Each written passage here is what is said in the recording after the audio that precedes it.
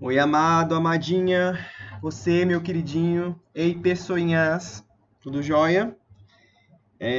Nós tínhamos falado na aula anterior, tô dividindo essa aula em vários pedaços para ir com calma, tá, com vocês, para não jogar um vídeo muito extenso, senão o vídeo daria aí quase um filme igual Titanic, 2 horas de aula, com bastante informação. Então eu tô picando as aulas bem miudinhas para vocês conseguirem entender o passo a passo, tá?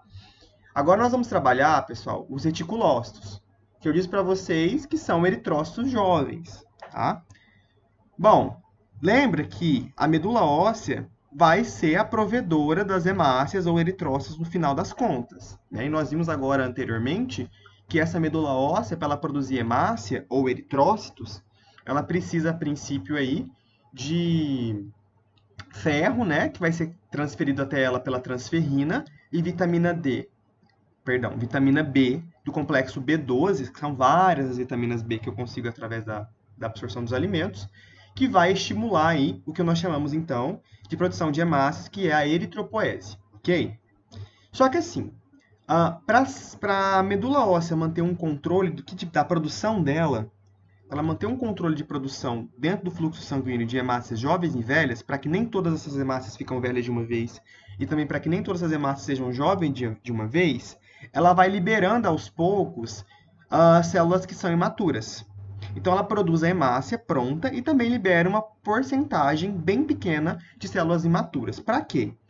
Para que quando aquela célula, aquela hemácia que está velhinha, chegue até lá no fígado e no baço para ser reciclada, consequentemente, 2 ou 3 que foram já liberadas antes, tá?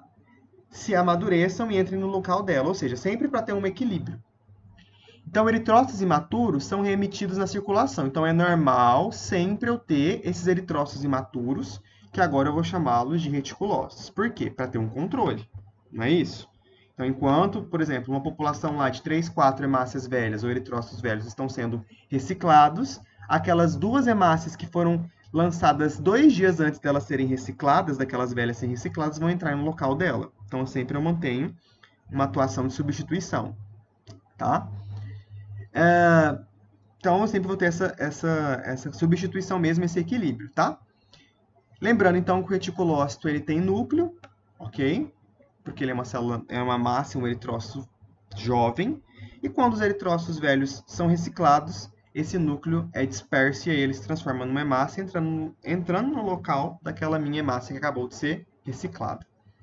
Então, eu posso levar em consideração que esse meu eritrócito jovem, que é o reticulócito, ele é um marcador hemolítico. O que significa isso? Ele vai marcar, por exemplo, a perspectiva de quadro anêmico no indivíduo, né? Então, por exemplo, no caso de anemia, a percentagem de reticulócitos será aumentada se a medula óssea tiver capacidade de produzir novas células sanguíneas, tá? Então, o que significa isso? Se uma pessoa com anemia tiver uma percentagem normal de reticulócitos, significa que a medula óssea não está produzindo novas hemácias a fim de corrigir a anemia.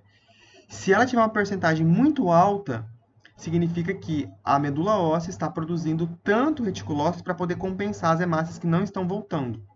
Vamos pensar então que uma pessoa que tem anemia, vamos raciocinar comigo aqui.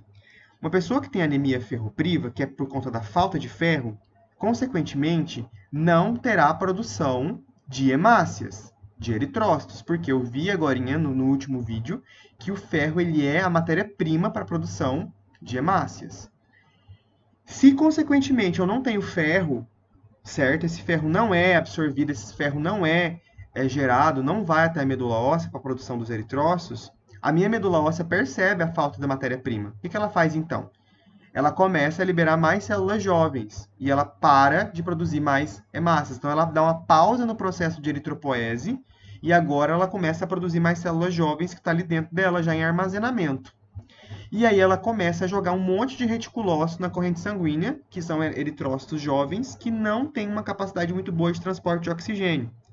Quando então você faz um exame de reticulócitos, tá? Para poder investigar anemia, esses reticulócitos, naquela proporção da lâmina de sangue, está em muita quantidade, significa então que a pessoa está anêmica, porque a medula óssea está produzindo tanto reticulócito para poder compensar a falta da produção de hemácia, por conta da falta de ferro, tá? Então, olha só, todas as vezes então que eu tenho um processo de hipóxia, que a gente já viu que é baixa quantidade de oxigênio, tá? e eritropoetina e anemia, nós temos então uma cadeia de cascata. Então, olha só, a gente teve uma situação que a hemácia não está sendo produzida pela quantidade baixa de ferro, ok? E aí, quem que vai estimular a produção de maior quantidade de reticulócitos? Quem que está dando esse desencadeamento para que produza mais? Um hormônio, que na verdade é uma proteína, porque todo hormônio é proteína, é chamada de EPO, que é a eritropoetina, tá? Então, duas condições que a eritropoetina ela vai ser liberada para a realização da eritropoese, que é a produção das hemácias ou eritrócitos, né? Em grande quantidade, é em duas condições. Ou quando eu tenho aqui uma condição de baixo oxigênio circulante, que a anemia ferropriva ela faz isso, porque tem pouco ferro circulante, consequentemente eu tenho pouca matéria-prima para produzir hemácia, com pouca hemácia eu tenho, consequentemente, pouco oxigênio. Então, a condição de hipóxia e a condição anêmica, tá? O que vai acontecer, então? A gente sabe que a eritropoetina, então, ela é um hormônio que vai ser produzido ali nas regiões da minha suprarrenal, que vai estimular a produção de eritrócitos, certo? Então, quando a pessoa está com prolongamento de hipóxia, está com muito tempo sem oxigênio, ela começa a ter uma coloração roxo, azulada na pele, porque a entrega de oxigênio pode diminuir. Então, a cianose, que é quando os dedos ficam roxos, os lábios, os dedos dos pés, é um sinal já que seu corpo está emitindo que tem baixa quantidade de oxigênio. Então, precisa produzir eritropoetina, seja essa quantidade baixa por conta de uma hipóxia ou por conta de uma anemia, porque uma anemia pode gerar uma hipóxia. E aí, nós temos uma ativação da cascata da eritropoetina, tá? Que é um hormônio, que vai ficar lá no rim. Então, olha só, nós temos um mecanismo que eu chamo de retroalimentação negativa. Todas as vezes que a gente tiver na mãozinha aí mecanismos hormonais, que são mecanismos de sinais químicos, nós temos um mecanismo de excitação, tá? Que, ou seja, a eliminação, e, consequentemente, depois que atingiu o órgão-alvo, nós temos um mecanismo de pausa, tá? De qualquer tipo de hormônio. Então, todo hormônio ele vai excitar e depois ele vai pausar. Ele precisa ser liberado, depois que atingiu o que ele precisa, ele para de ser produzido. Isso eu chamo de balanço. Quando nós temos aqui uma condição, tá? Que é chamada de Normal Blood Oxygen Levels, que é essa condição aqui, ó, está dizendo que o nível de oxigênio no sangue está normal, nós temos então uma concentração de eritropoetina produzida numa quantidade normal, tá?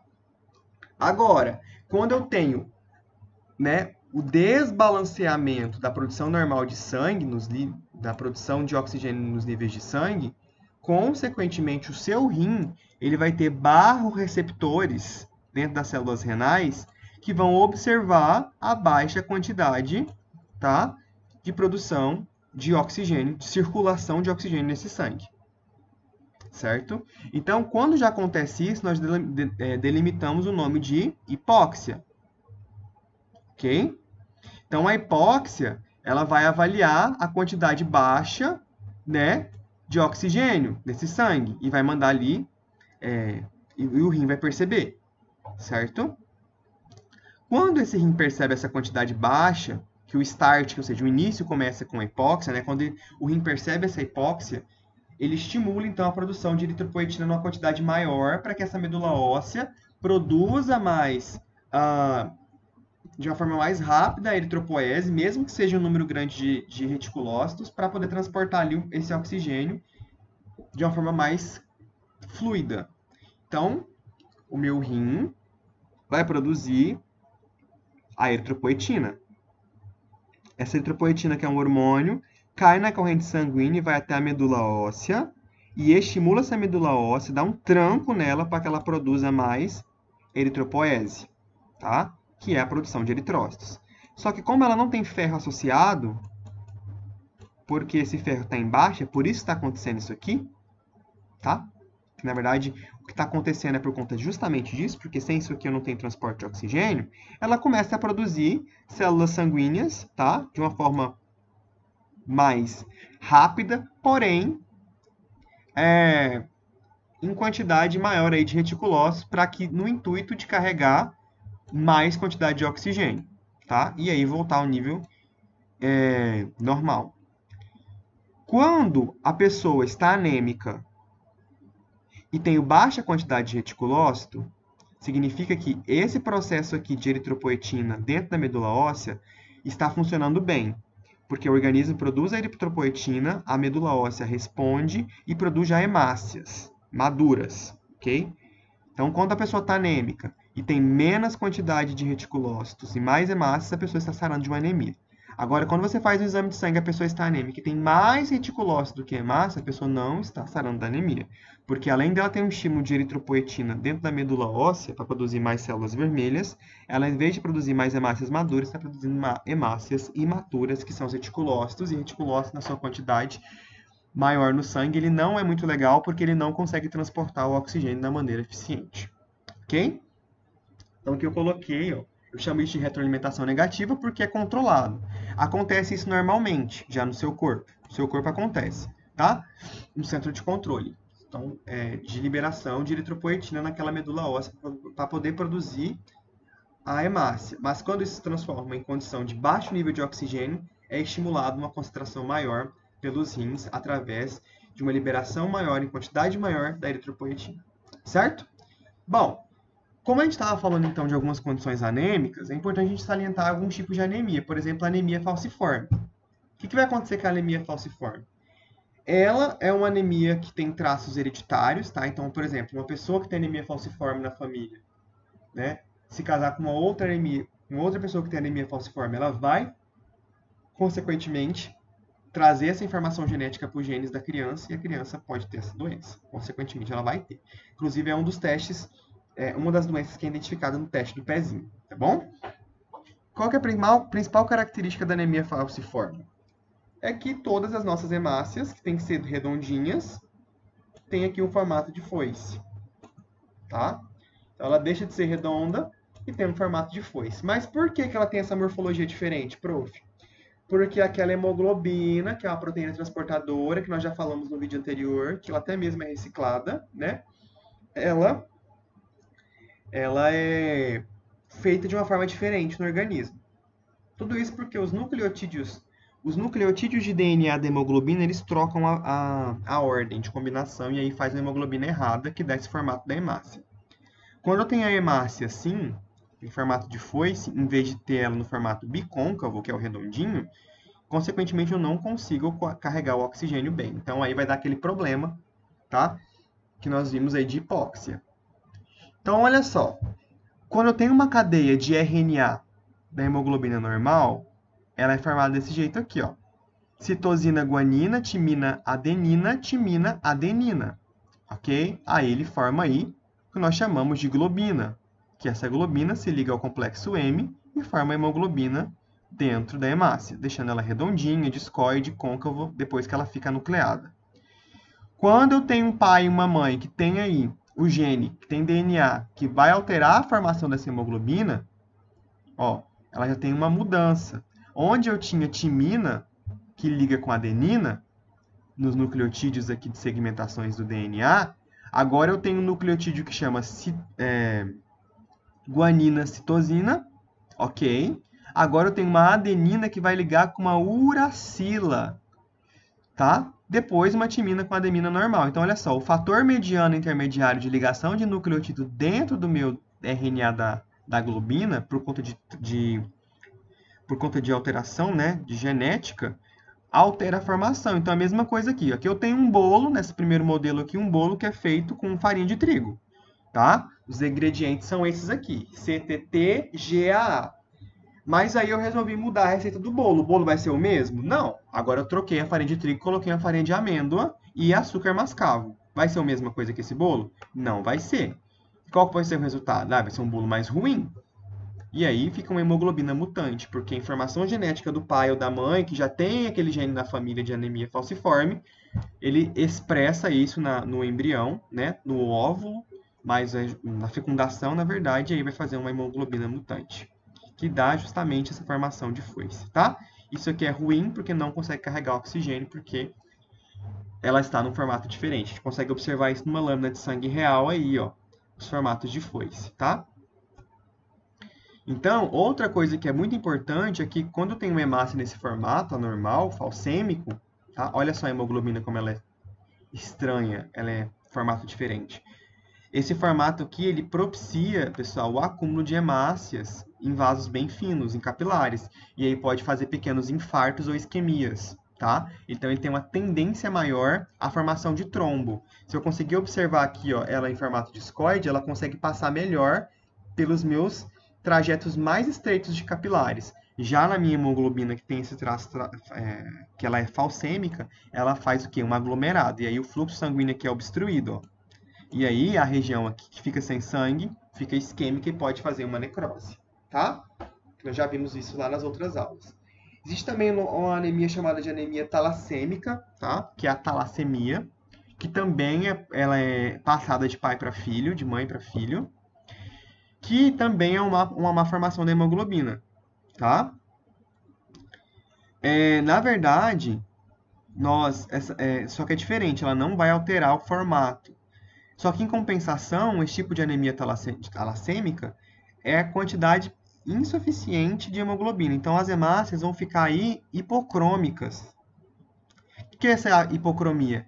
É esse espaço que eu estou vendo aqui dentro da minha hemácia, que é a falta de hemoglobina. Então, às vezes, a hemácia ela pode ser até discoide, côncava, bonitinha, mas ela não tem hemoglobina dentro. Sem hemoglobina dentro, o que adianta? Não transporta oxigênio, tá? Pode trazer hipóxia aí, a pessoa sempre tem condição de fraqueza. Olha só, essa aqui, o tamanho dessa.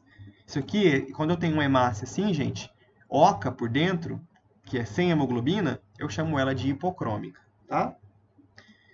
Também existe uma anemia chamada de aplástica, que é uma doença autoimune, o organismo mesmo começa a produzir isso por conta de estímulo genético, tá? Ou por conta de fatores genéticos ou fatores biológicos mesmo, que é quando essa medula óssea ela para de produzir, ela simplesmente cansa de produzir células vermelhas e células brancas. Então, tipo assim, olha, cansei, não quero produzir, dá a louca lá e ela para, tá? É uma anemia muito grave. A pessoa ela vai precisar de transplante de medula óssea urgente, porque ela não vai ter produção de célula sanguínea, gente, independente de célula branca ou célula vermelha. Ela não produz leucócito e não produz eritrócitos, tá? E nem plaqueta. E aí, como é que fica? A pessoa morre, né? A gente pode observar que é uma condição muito grave e ela vai ter que ser acompanhada pelo hematologista. Todas as anemias, né? Para ter uma condição de sobrevida, né? E fazer um transplante aí o quanto antes, tá? E assim também funciona a mesma ideia da como é que chama? A pessoa morreu de leucemia, a leucemia.